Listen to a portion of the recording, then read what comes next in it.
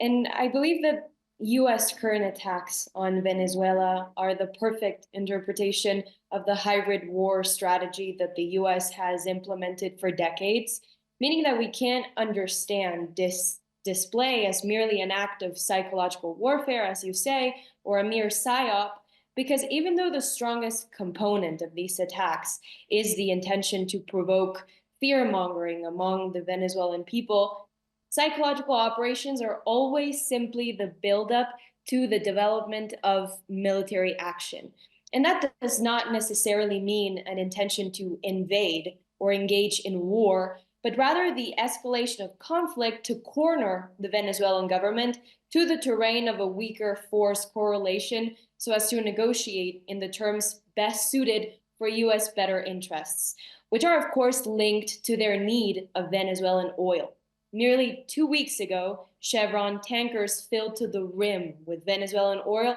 were shipped